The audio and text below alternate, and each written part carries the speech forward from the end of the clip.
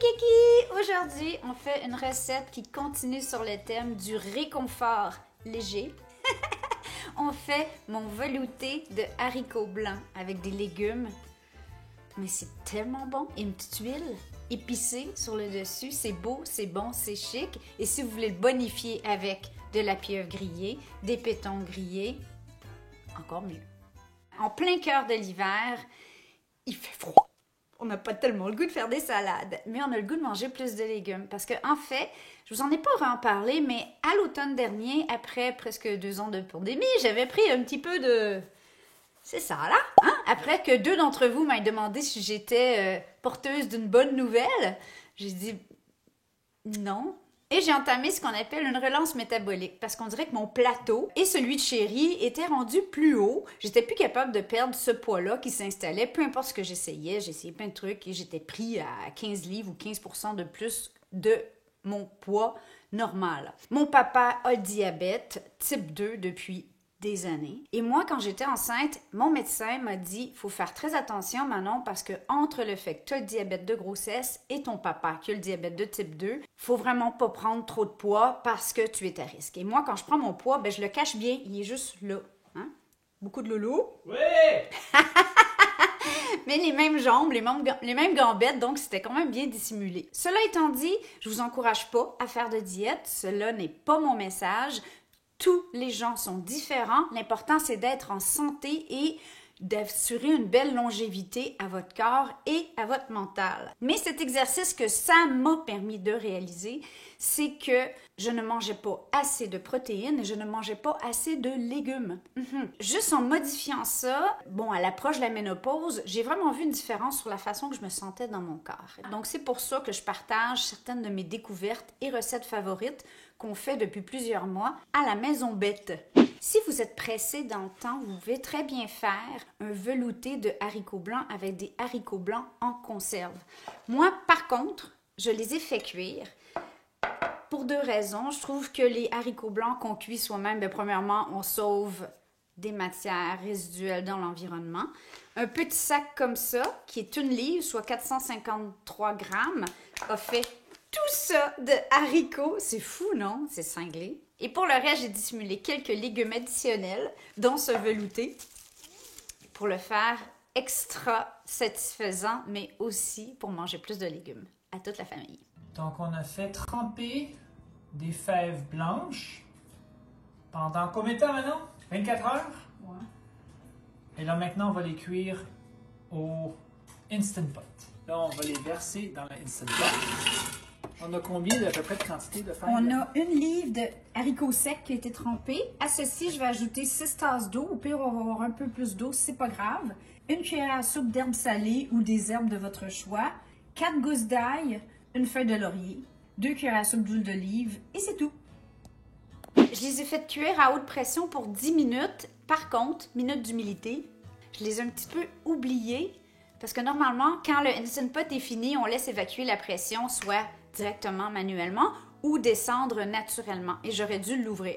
Résultats sont un peu trop cuits, mais en fait sont parfaits pour faire un velouté. Ce qu'on veut surtout pas, c'est du croquant dans ce velouté-là. Si vous utilisez des haricots en conserve, utilisez 3 boîtes de conserve de haricots de bonne qualité ou des pots en verre de conserve, encore mieux. Des haricots cannellini ou des haricots blancs sont idéales pour le look et pour la texture crémeuse de ce potage. Pour cette recette, je vais utiliser 1 demi-tête de chou-fleur. Le chou-fleur, ça se mélange bien à presque tout. Ça a un goût très, très neutre. Le céleri, écoutez, Chéri n'est pas fan de céleri. Je sais, c'est bizarre, hein? Moi, c'est le poivron vert, puis Chéri, c'est le céleri.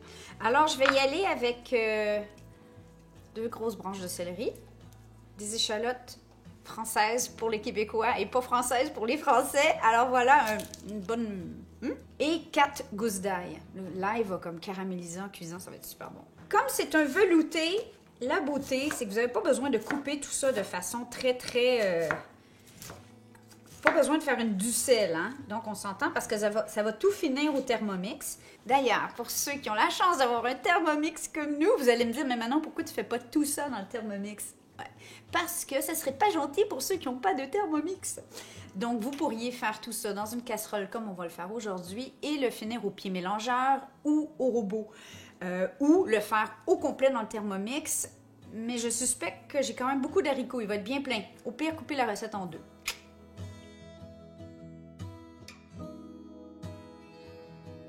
Comme je disais, pour faire un soupe repas, moi j'envisagerais une tentacule de pieuvre ou de poulpe grillée pour les Européens. Là, j'entends les gens faire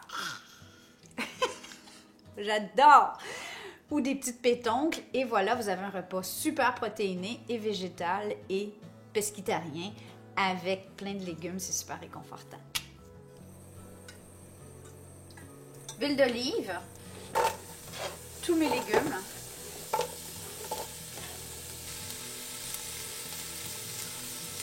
Poivre. Environ une cuillerée à thé de graines de fenouil et des épices italiennes non salées ici. Donc là-dedans, il y a du romarin, de l'ail, de la sauge, genièvre, thym, laurier, origan, marjorie. C'est le voisine? Donc, une bonne cuillère à soupe. Parce que c'est une soupe qui n'a pas beaucoup de saveur, on va se le dire, mis à part l'huile. Donc, il faut y aller généreusement avec les aromates. On ne veut pas que ça brunisse, on ne veut pas que ça grille. On veut simplement que les légumes fondent tranquillement. Ça va prendre 5-10 minutes.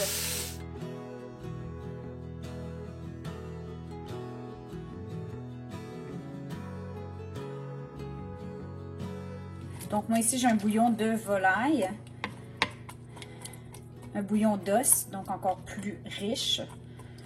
Mais ça pourrait être un bouillon végé.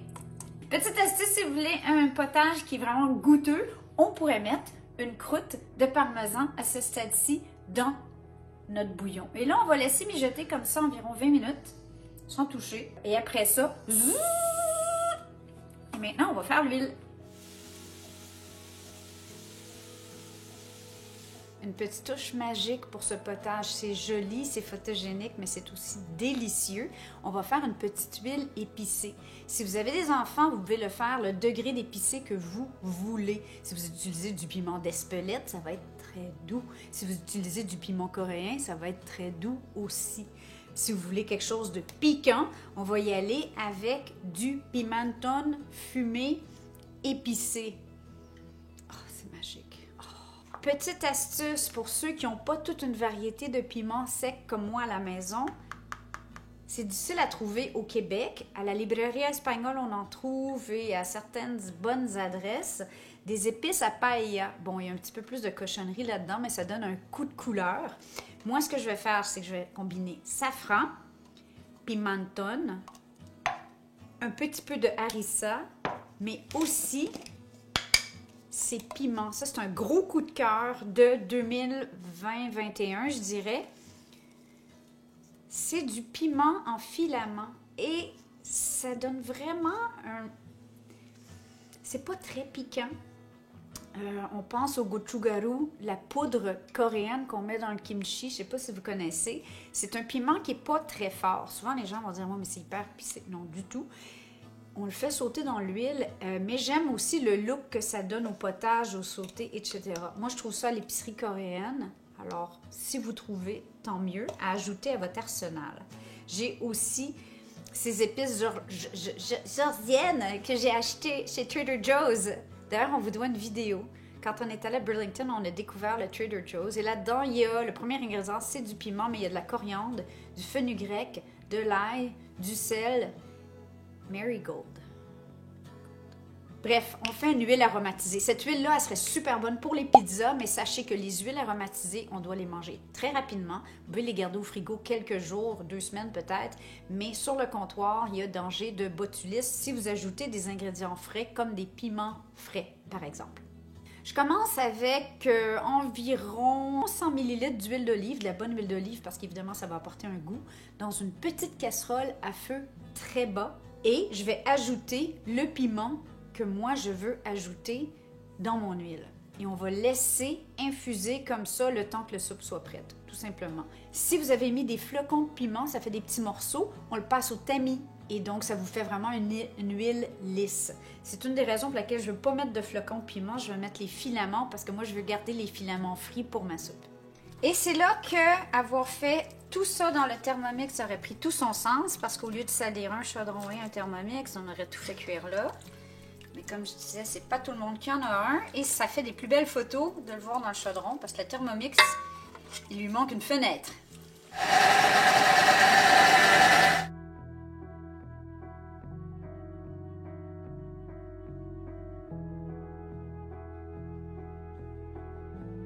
Donc ça fait une soupe hyper facile, un velouté je devrais dire, hyper facile, mais aussi très gourmand. C'est parfait pour le chalet comme pour recevoir. Et là maintenant, on va y goûter.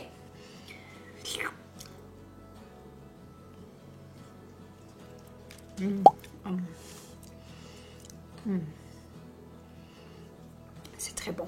Il manque la baguette à la petite bête. Bon ben voilà, mon velouté de haricots blancs aux petits légumes dissimulés. Pas de crème, pas de pommes de terre, juste du réconfort. C'est plein de protéines. Bon appétit! On vous aime. Ciao, ciao!